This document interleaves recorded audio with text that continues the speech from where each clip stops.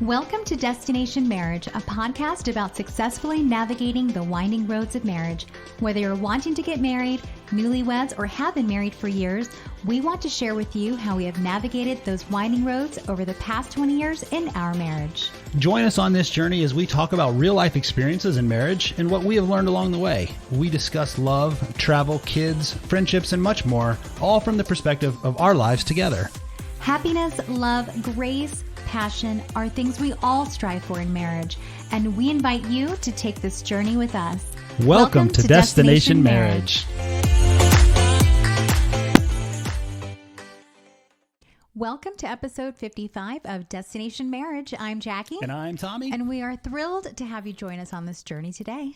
So, baby, I was perusing the internet the other day, and I saw a headline and a picture of Adele crying to her fans about her residency in Vegas. What's going on? Yeah, so I saw that as well. It actually really grabbed my attention because I thought of you immediately. Yeah, I've been to an Adele concert. I think it might have been her last concert she actually had, which was that one night at Radio City Music Hall, which I'll definitely share some more details on that. But with the most recent situation, apparently she canceled the night before. Ooh. Like the actual night before, giving travelers like less than 24 hours. People were actually on their flight or boarding their flight or even landing, just getting that message saying, hey, guess what?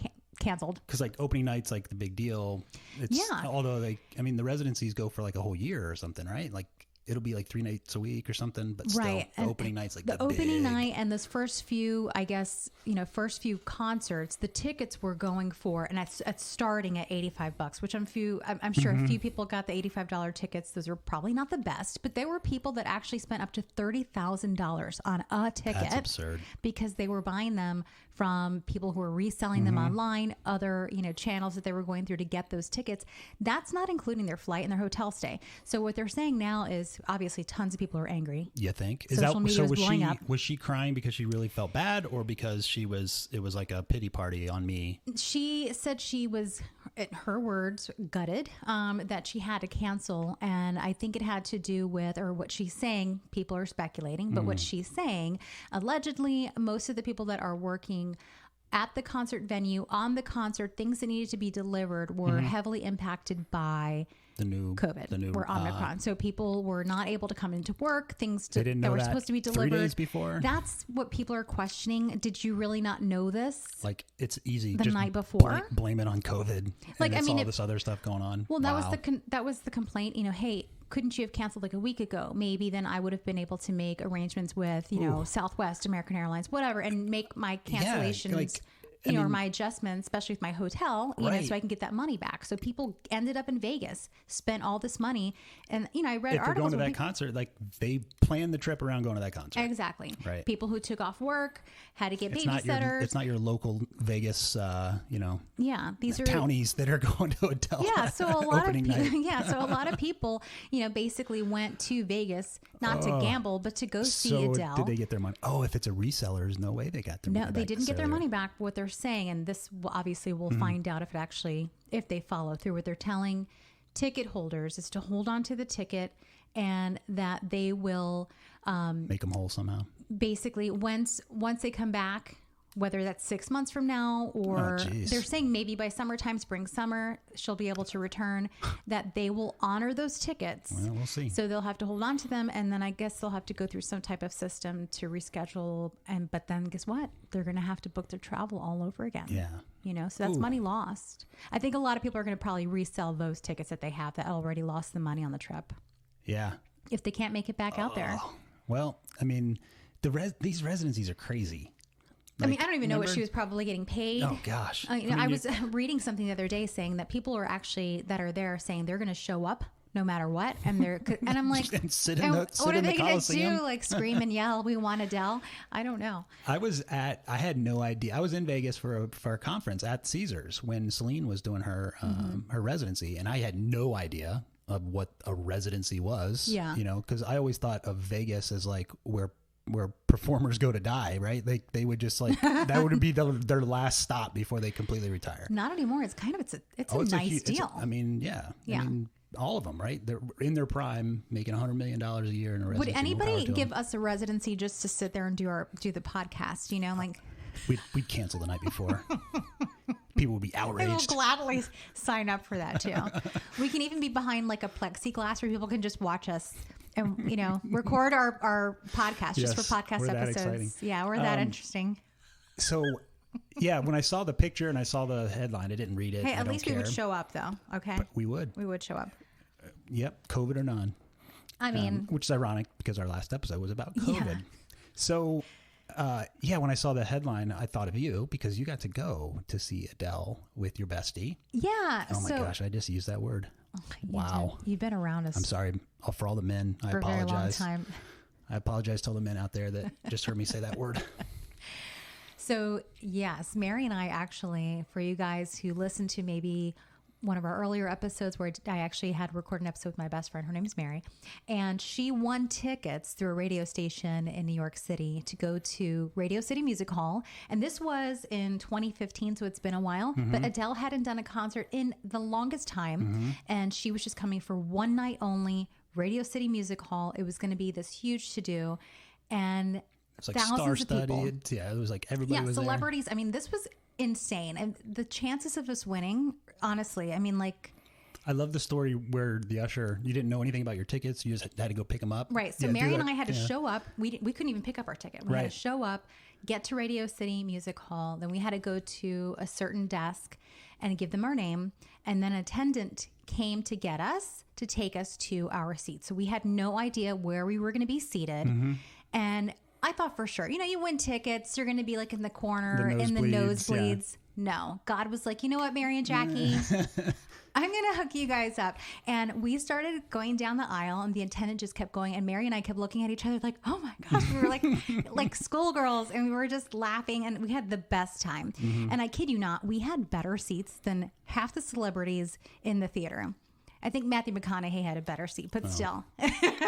By like a row. By a few, like 2 or 3 rows. Two or 3 rows. But yeah, that's crazy. The night before, there's something else going on. I don't really care, but there's something else going on. Is it going to keep you up at night? Hasn't she kind of gotten a bit of a reputation for being a prima donna over the last couple of years? I don't know if it's prima donna versus, I think people are saying that maybe she has some, or the concern is maybe there's some emotional instability going on, other things behind the scenes.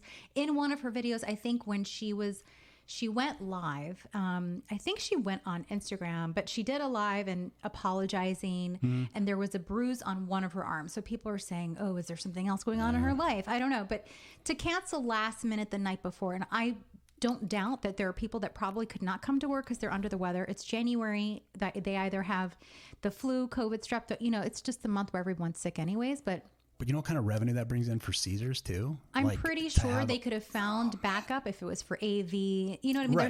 This is Las Vegas. It seems a little prima donna. Yeah. So right? I don't know. I mean, she's a huge superstar, immensely talented.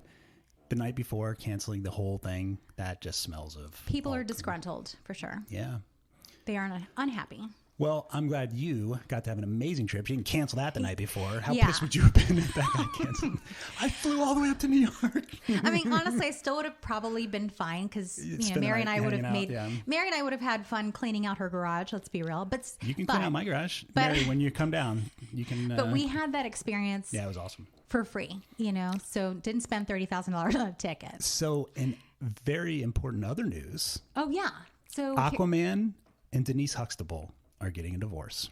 It's really sad. He took his trident and he went back into the ocean. He's like, I'm out of here. I'm going back. And she went back to the Cosby Show. So, yeah, that's an interesting couple, right? They've been in the news. I mean, they definitely attract a lot of attention because there's how many? I forget how many She's years. Significantly older. Significantly older. They have been together for 16 years. Right. And I think married for like 6 or 7 of those 16 years. And she's always been kind of quirky, and he's Aquaman. Like he's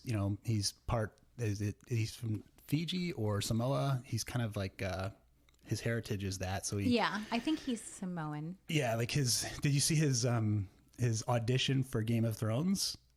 No, I did not. He just did like a traditional Samoan, like some sort of one of their ritualistic dance. Yeah. And he just like killed it. Immediately got it. Yep, you're Khal Drogo. The guy. Yeah. I mean, he was perfect for that role though. But I always thought it was just kind of I was hoping they would work. You know, they've been together for so long and maybe they seem to be happy. But so I saw the headline and we happened to be talking and, you know, we both mentioned it.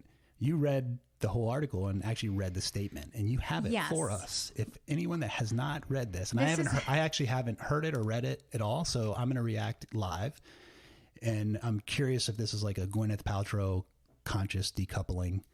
I know you hate these things when people like basically come up with some type of conscious decoupling. I think it's conscious uncoupling, right? Decoupling? Are we really going to argue over I don't even know. D? Whatever. Ridiculous. How's that? Anyway, so let's read, or I'm going to read this to you. Okay. Okay. And I will react. So you can tell me what your thoughts are. So this is what they shared. And who knows, maybe it was them working with their PR person, their team. I'm sure they had something to do with it. But it reads, we have all felt the squeeze and changes of these transformational times. A revolution is unfolding. Hold, do not. I can see your face. You want to interrupt. Keep going, please. A revolution is unfolding, and our family is of no exception, feeling and growing from the seismic shifts occurring. And so we are our family news that we are parting ways in marriage. We share our family news, that we are parting ways in marriage. We share this not because we think it's newsworthy, but so that as we go about our lives, we may do so with dignity and honesty. The love between us carries on, evolving in ways it wishes to be known and lived. We free each other. We free each other to be who we are learning to become, our devotion unwavering to the sacred life and our children. Teaching our children what's possible, living the prayer, may love prevail. Jason. Yeah, the last third lost me. It got like weird. The middle third was kind of good. First of all, I think First of all, they blamed it on COVID. That's why I was like, really? These transformational times. It does sound like they're blaming it on... They're blaming it on COVID. Yeah, on the pandemic, COVID, you know, the changing time. I mean, isn't that kind of in your vows? Like, you already know things will... Sickness and health. Yeah. And sickness and health. They're like, wait a second. There's nothing about pandemics in our vows, so I'll give them that.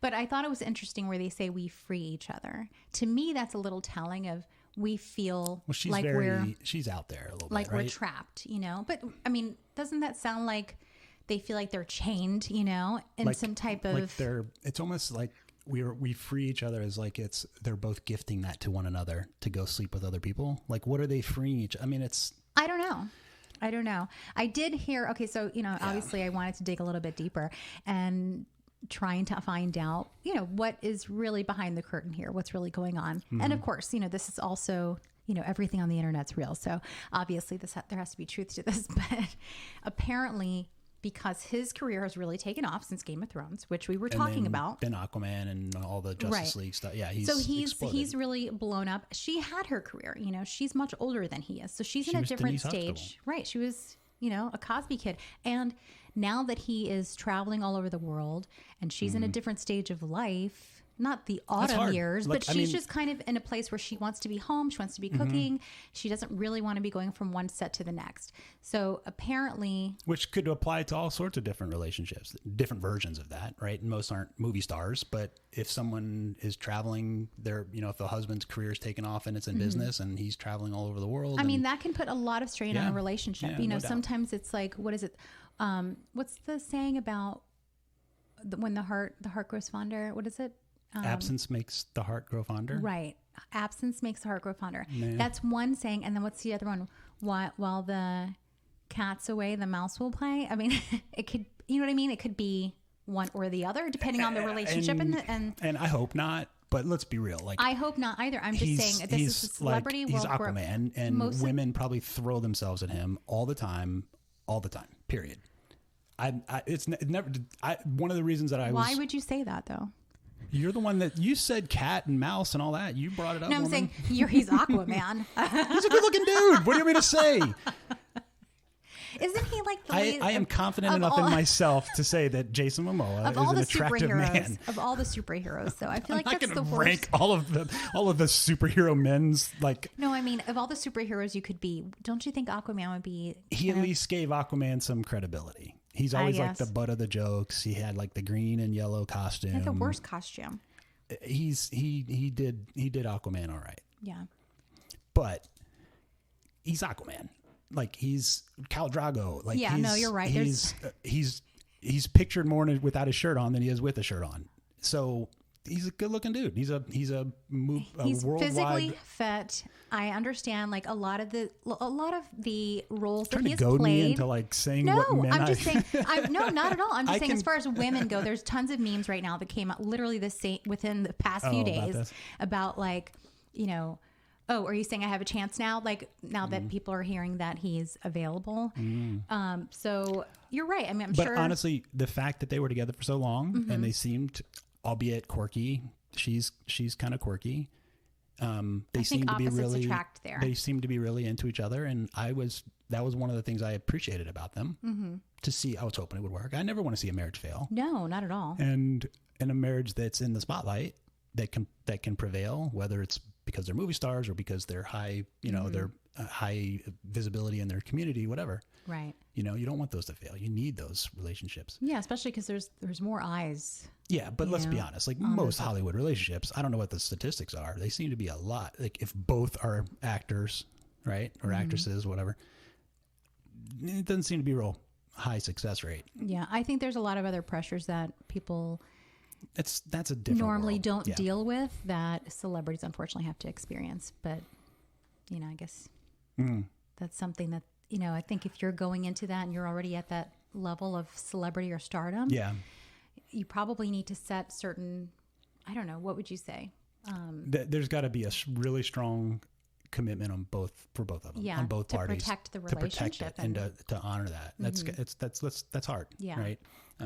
So yeah, there's only a handful that I can think of long-term successful marriages where both are actors or both are celebrities or whatever. Not a lot. Yeah. That's true. Can you think of any? Tom Hanks, and Rita Wilson, but and she's that's not a good example because maybe acting as much, so she's probably traveling with him. I don't know. But that's kind of a good example because she was about the same level as him, and then he took off years and years ago, and she just kind of did her thing. Yeah, and they seem to be great, right? Yeah, I think it's probably a lot of finding that trying to strike that balance. Now, I will say, let's say you were Jason Momoa. Okay, let's say. Wouldn't you be happy? I'm thrilled with what I have now. I mean, I don't need a Jason Momoa, but let's just say career-wise, that's your career. You're still looking like as fine as you are right now, baby, with your red hair. I love it. Just stop it. There is no way that I would not be traveling the world with you from set and to vice set. Versa. You know, I would rather be with you on set. I mean, and I don't know. Yeah. So, I mean, there's a lot, probably more to that. And also, it's not very often that you see long-term marriages in the spotlight where the woman is much older. Yeah, not 20 years, but a decent amount, right? I think she's 14 or 15 years older. Is it that much? I mean, it's significant. That's significant, right? Yeah. Like, that's not nothing. Yeah, I think it's at least 14 or 15 years. It's almost always the reverse. Yes. If there's a large age group difference, I didn't look up any data, but I bet it's probably 90%. If it's like 10 or plus years difference, the man being older is 90% of the time. Oh, probably. At least. I'm sure there's a lot to it as far as like why that works or doesn't work. If I asked you why that works, your answer would be because men are boys until they're 30. So I have said that, and I still stand by that. I still stand by it's that. Absolutely, probably an accurate statement. I mean, so like if a 35-year-old man meets and falls in love with a 25-year-old woman, 10-year difference. That if that woman is looking for a mature man, she's most of the time probably not going to find a 25-year-old. Right. I mean, there's just a difference there in maturity level. There is. There absolutely is. But is that being talked about? Or are people saying, oh, it would have never worked because she was older? Or do people just ignoring that? I mean, apparently in a lot of interviews, he was very open, about the fact that he actually had a crush on her since he was the Cosby Show? Since he was 8. I think he said since he was 8 years old, he had a serious crush on her. So funny. He never, he always had this thing for her. When he finally met her, it was like a dream come true. I mean, that's great.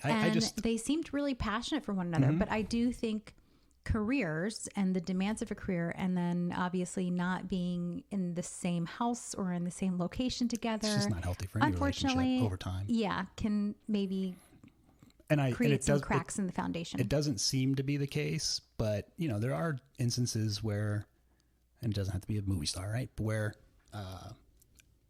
one person's career just takes off and the other person resents it. The other part, I think the resentment's probably more, if I'm just being honest. Yeah. If like if your career were just to explode and I got resentful, I bet you it's more often where the woman kind of outpaces the husband, the wife outpaces the husband, and the husband gets jealous and reacts versus the husband's career taking off and the woman I keep saying the woman, the wife's the woman. the wife. Yeah. Why do you keep say that? It's I don't know. I don't know either.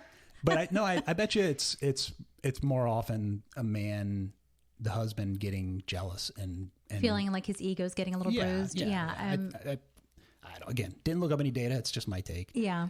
But it kind of seems like maybe that's a piece of it too, because he was sort of a bit actor and then boom, he exploded. He struggled with getting his career to take off for a long and time. So she was at the tail end of her career. He was kind of a struggling, like they were at the same level almost.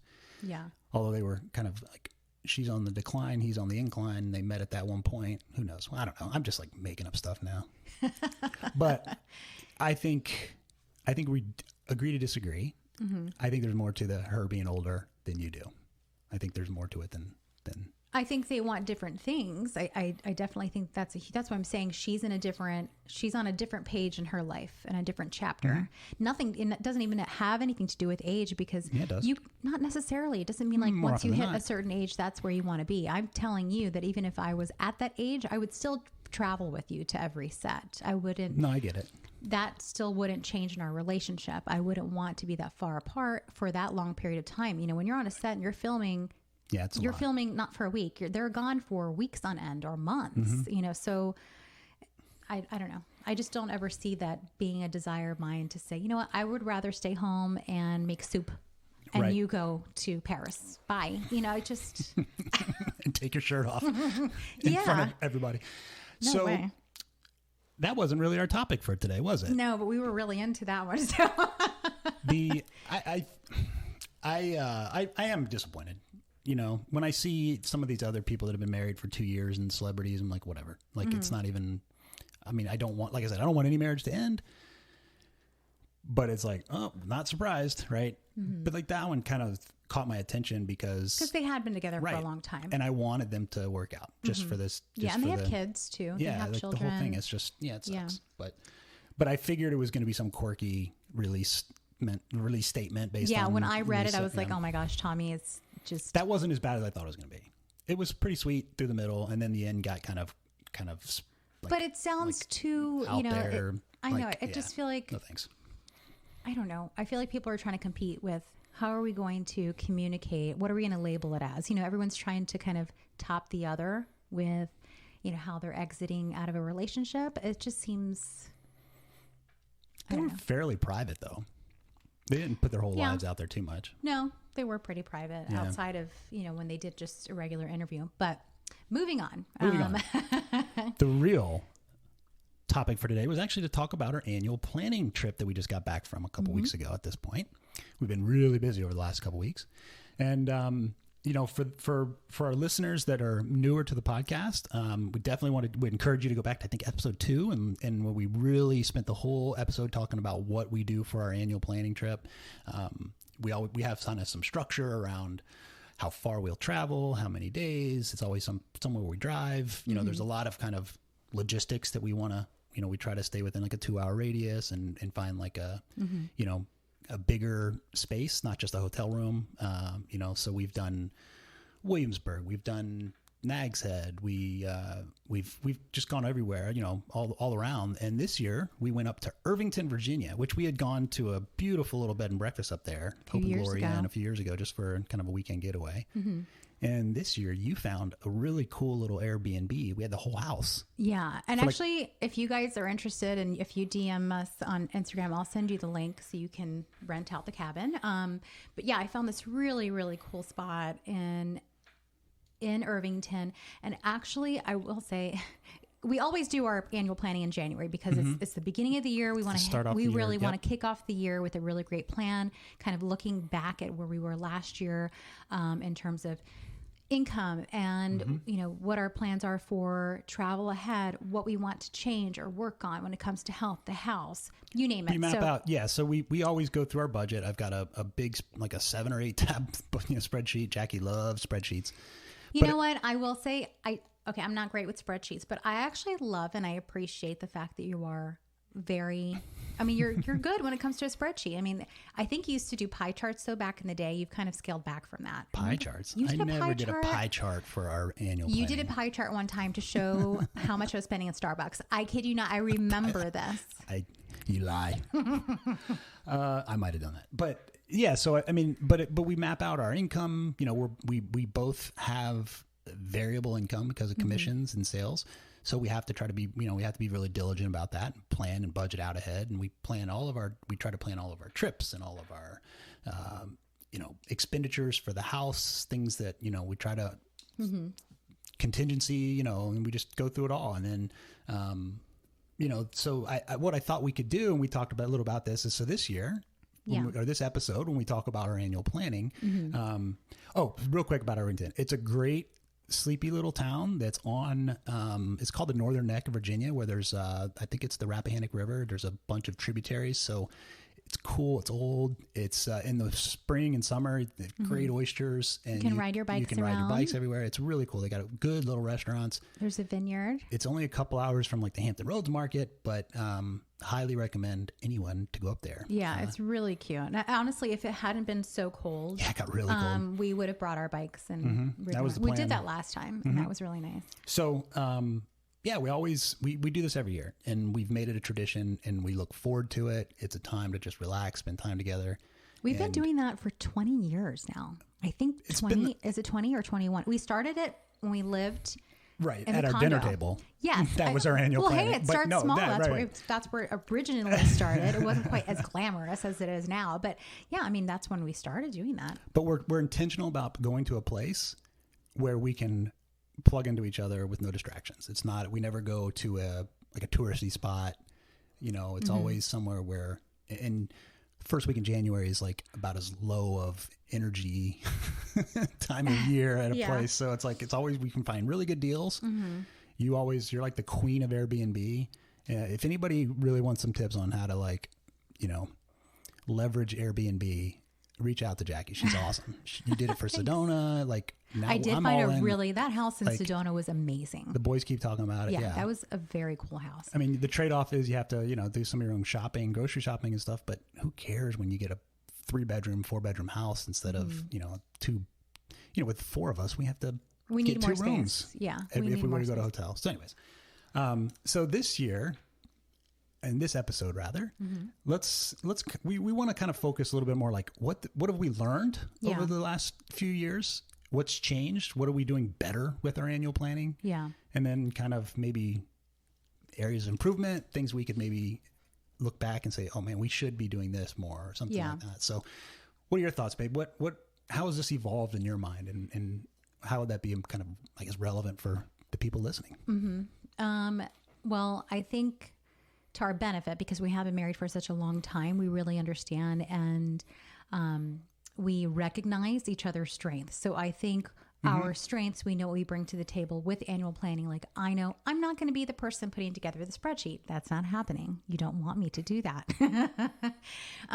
So when we sit down, No, I don't. we've learned kind of how we like to structure it over the years. And it's really not how we started out. We had to kind of fumble our way through figuring out how we're going to structure this. And also, how are we going to dream together? I think when you first get married, you're still kind of, you may dream differently. You may have different goals. You're figuring a lot of stuff out. And, especially because we did get married so young, we were really starting from scratch. So, but I thought, did you think it was because we didn't have anything? It was easier to dream? I do. I think it was probably easier to dream. You're just saying as far as like being aligned on what our dreams being aligned, okay. Yeah. So one of the things I know that I had mentioned before recently is, I have noticed that when we're doing our annual planning, it is very structured. We really know what we want to attack realistically, especially with because the template essentially is kind of there now, right? It's the same template. I just update it every year. Yeah. And of course we fine tuned like how we go through the budget, you know, we're just in a better groove of it. The thing that I would like to go back to, which I think just because of life's responsibilities and maybe how life has just smacked a lot of people around the last couple of days, is the freedom to really dream. With the annual planning, I think maybe we've scaled back a little bit. Not because we don't believe we can do those things. It's just because we focus more on realistically, what can we do right now? What is time going to allow? You know, what is even accessible? You know, like there's certain things like even with travel last year, you know, or the year before, like you're not going anywhere. You know what I mean? So there were things that changed. I would like to go back to that carefree mindset of where we were in the very beginning. You were never carefree, but you would throw out bigger things, broader, more, bigger dreams. Right. Bigger things than before I could even think about. You've always been responsible. It's not about not being, when I hear carefree, I think. No, I've always been very responsible. You know. But I'm thinking back on maybe what kinds of things we actually put on paper or plan, you know, like we really want to attack. I probably thought bigger without trying to think through strategically, how are we going to get from A to B? Just let's do this, you know, and I would throw it out there. I would like to get back to that because I think it makes it really fun. It does. But and you hit on it a little bit, and that's one of my, when we kind of pose this question to each other, you know, what's different about this year, and like, or what have we improved and grown, is my old reaction when you would throw things out there like that was, I'm staring at the spreadsheet like, that ain't gonna happen. we don't have the money for that. We can't afford that. We don't have the time.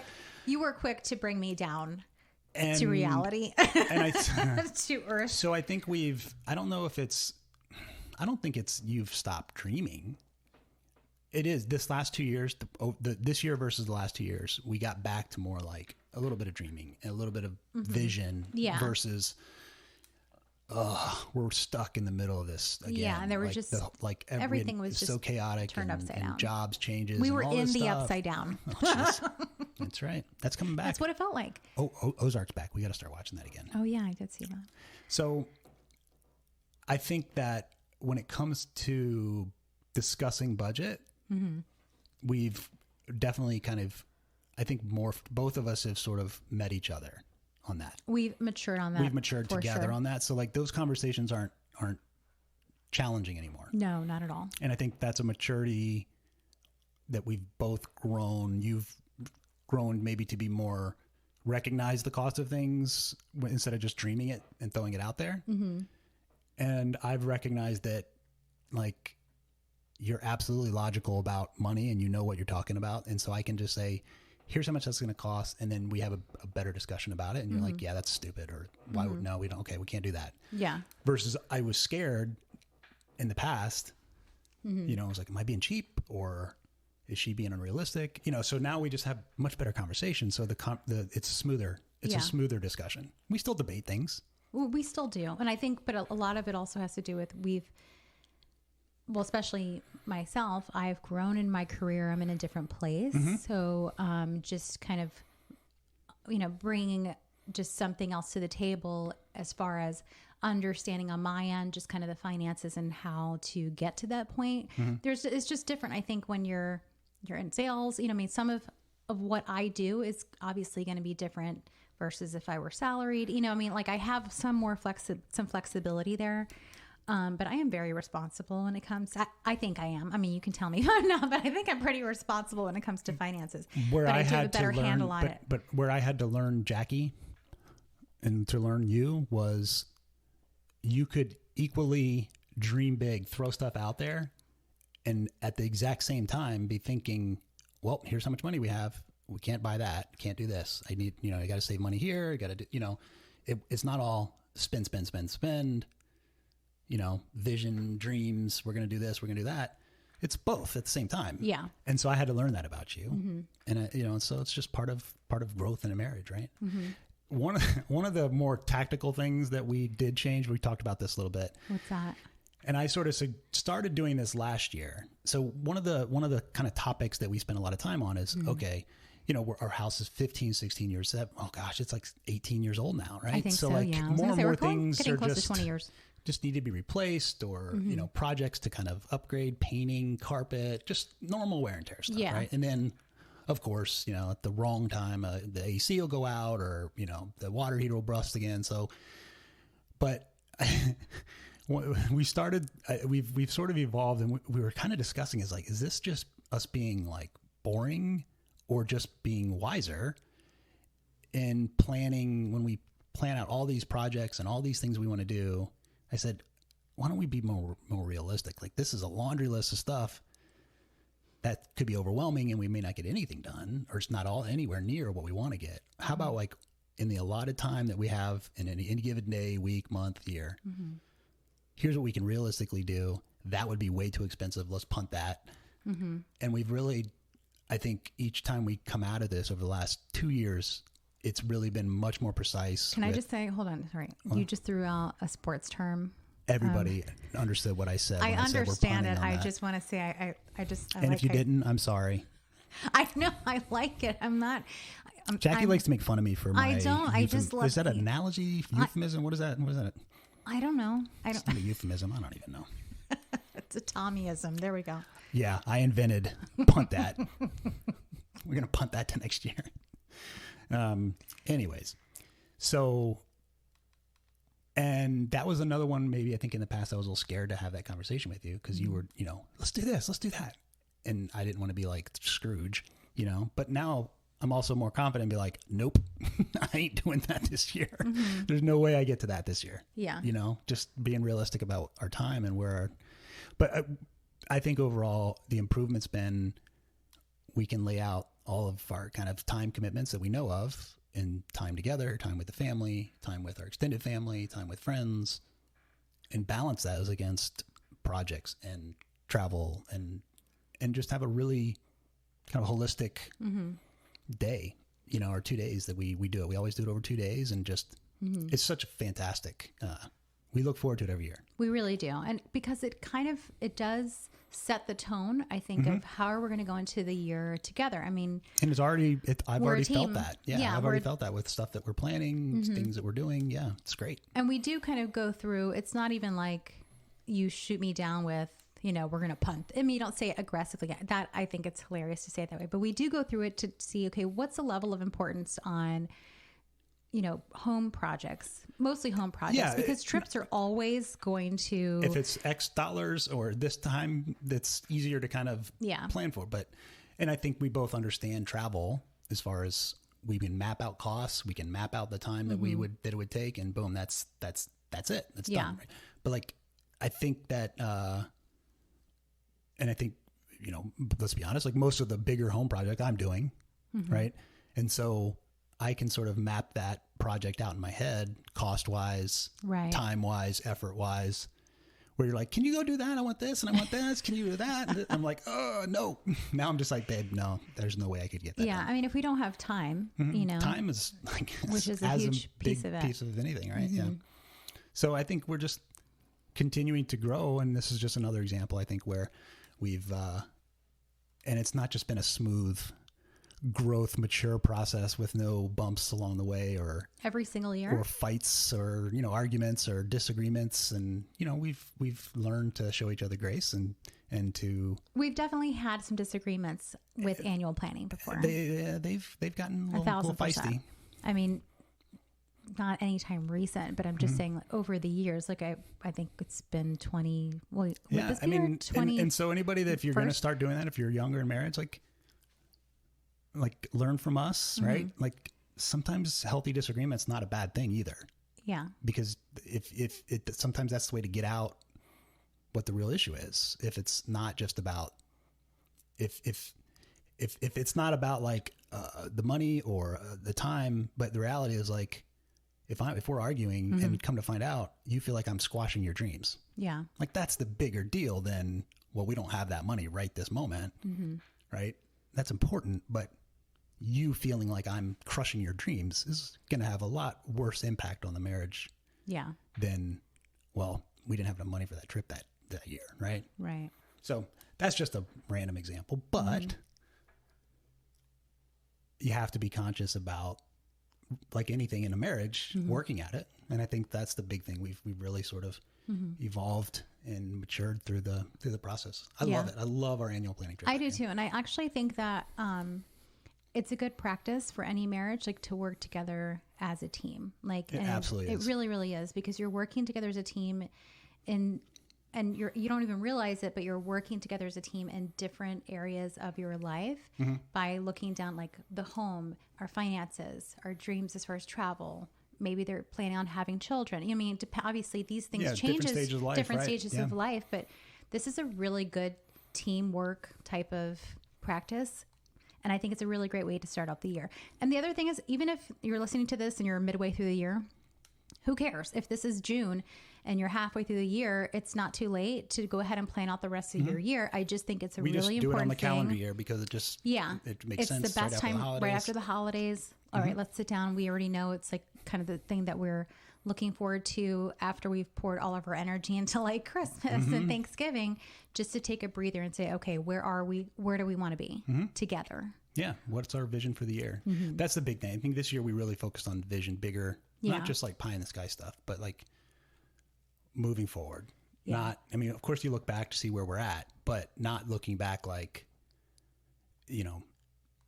just letting it bring you down for anything that was negative, and but going forward, positive. Right. And I mean, it's not bad to look back on the year and say, let's learn from X, Y, and Z, especially when it comes to finances. If there are things we want to look at that pie chart and say, you know what, Jack, you've been spending way too much. Hey, there's no pie chart on coffee and hot chocolate. And this year, I bet you if I went through quick and looked at it, like we probably spent like $100 at Starbucks all year. Tom, I never go there anymore. I know. First of all, the line's way too long, and I'm obsessed with your pour over coffee. So I don't understand. I don't have a need. Our local Starbucks, it's literally like wrapped around the building every day. It's just coffee, people. I guess people are obsessed. But so if you guys are planning to do an annual trip or annual planning trip, definitely listen to episode 2. I think it was just called annual planning. Yeah, I think that's. We really go into detail about like how we structure it, more detail than we did today. But I'll just kind of leave you with this. Highly recommend if you do it in January, make sure the place has a fireplace and bring a lot of wine. Yeah, bring some good wine. It's a great time. Yeah, it really is. I love you, sweetheart. I love you too. I'm looking forward to 2022 with our fans, with our listeners. Yeah. So I want to continue to build our Destination Marriage community. We're really excited. Yeah, we spent a lot of time at the annual planning talking about the podcast, and we're really excited. We got some fun stuff coming up. Some different things we're going to be doing and discussing on air. So we're really looking forward to our guests this year and all the different topics we got planned. So thank you so much for listening to today's episode. We hope our current events information was helpful and fun. And then the annual planning, again, we love it. It's something we do every year. We look forward to it every year, and we highly recommend it to anyone. Yeah. And if you guys decide to incorporate this, please take a picture and send it to us on Instagram. We'd love to share it. We really want to know that you guys are doing this too. We would really encourage that you do it, and we'd love to hear about your experience. So thanks for listening, guys. Bye. Bye. We hope you enjoyed this episode, and if so, please continue to listen and subscribe on Podbean, Apple Podcast, iHeartRadio, Spotify, or wherever you get your podcasts from. We would greatly appreciate positive reviews, and we will answer any questions at feedback@destinationmarriagepodcast.com. For up-to-date content and news about the podcast, you can follow us on Instagram at destination_marriage and visit our website at destinationmarriagepodcast.com. Be sure to tune in next week.